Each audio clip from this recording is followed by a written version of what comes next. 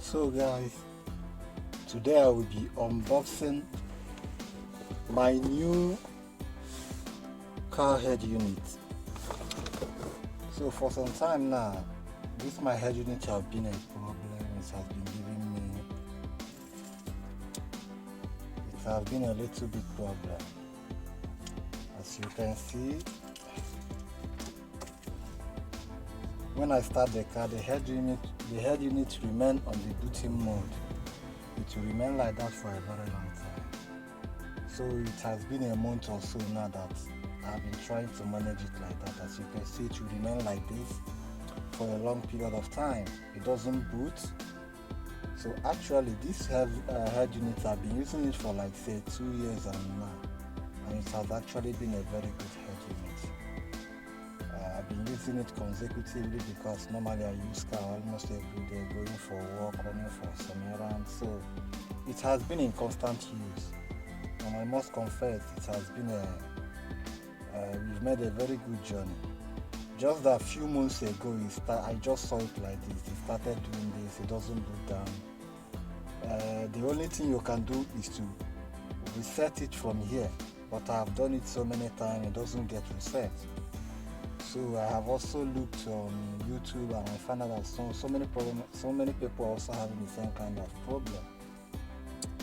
So one of the main things about this head unit is that when I bought it, I bought the one with a 1 gigabyte of RAM, and just like phone technology of these days, with 1 gigabyte of RAM you don't do much. So because of that, it has been having some hangings. If I want to go to the map, it will hang. It will take some time before it can boot it. So it has been a little bit zigzag in the few months before. So since it has been like this, I've waited for some months. I waited for some weeks to see if it will come back, it will boot. But it seems that it has come to its end journey. So the only remedy I have is to take it to somebody that will flash it, because the problem is not hardware, it's a software issue. As you can see, when I on it showed the car's maker Ford, and later it is stuck here. So the problem has been software. So since I have already been thinking of changing it, this time around I got a new head unit. The same thing, the only thing is that this one is 2 gigabytes of RAM and 32 gigabytes of memory.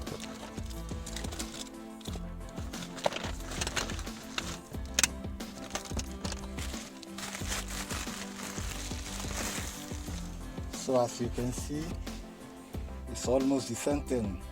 There's no difference. So I believe one of the reasons why that this head unit is stuck in the booting mode is because of its small memory. It has just 1 gigabyte. When you download when you calculate so many apps that are downloaded in there, so it has a little small memory to run with. So that is exactly what I believe that could be the problem of it not booting down. So I decided to change it. So I got exactly the same head unit with a bigger space. So I will try to lose this one and do this one. So I already have my tools here.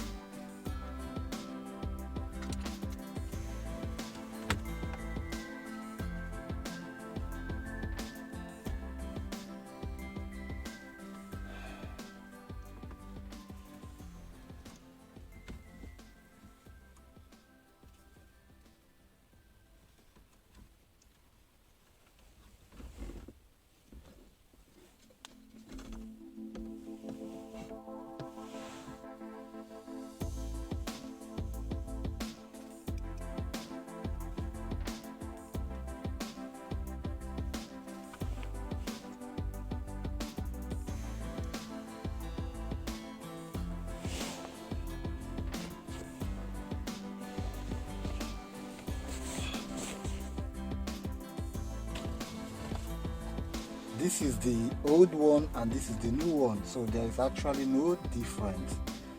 Like I said, I got it from the same seller, and it has been a very good head unit. So now let me fix the harness.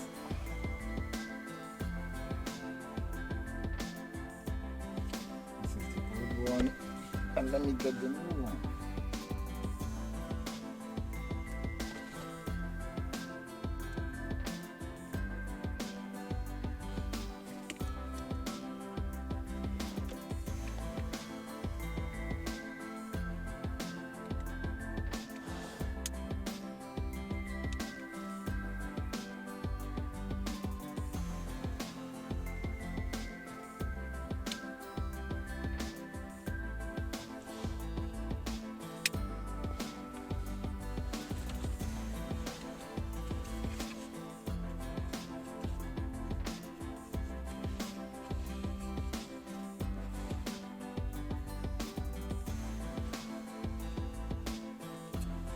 So this is the radio antenna, this is the GPS. I already have all these things wired, and let me try to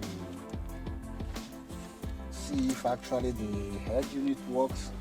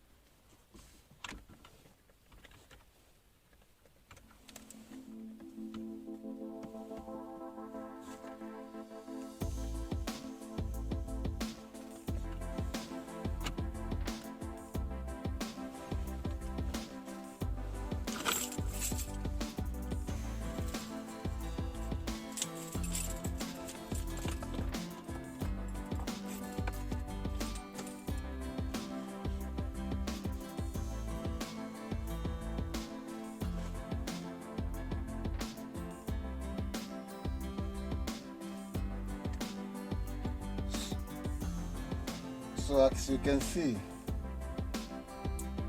the head unit is working perfectly.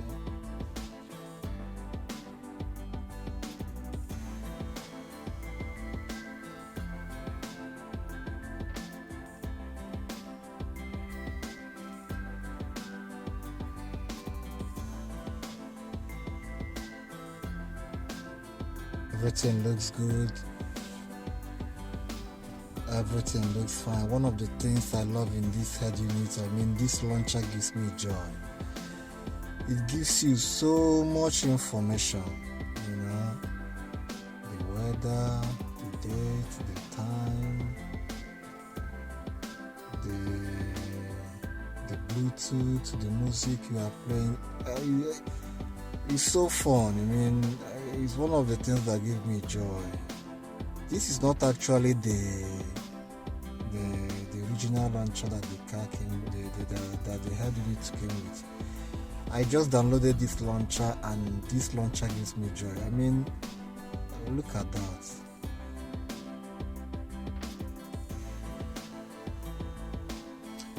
So that's it. The buttons are very, very responsive. The moment you touch them, they do their job. Very responsive.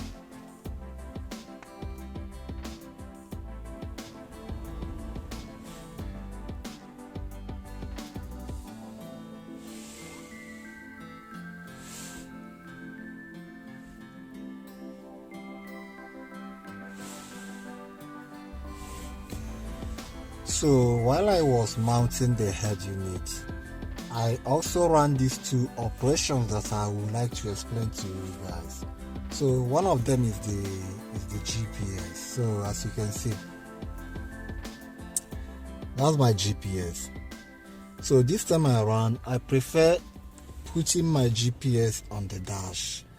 I mean, the last time I also had the same GPS, but the issue is that I left it under the dash. So I never had time to run the wire and other things. But this time around, I round it and I left it there on top of the dash for a better networking, for a better service. So that's one of the operations. The other operation that I ran was actually the USB cable.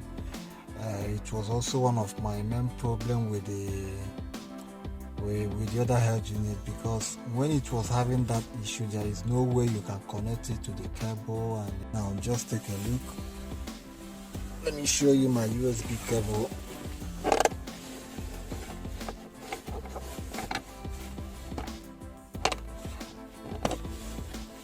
As you can see, this is the USB cable. So what I did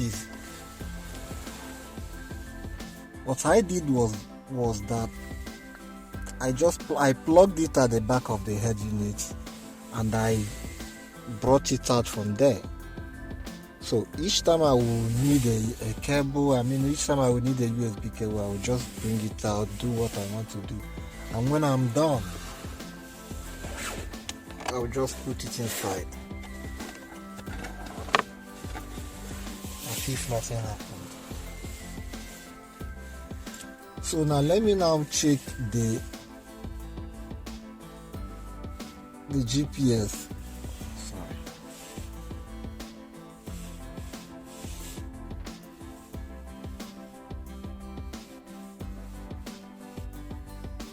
This is the GPS. As you can see,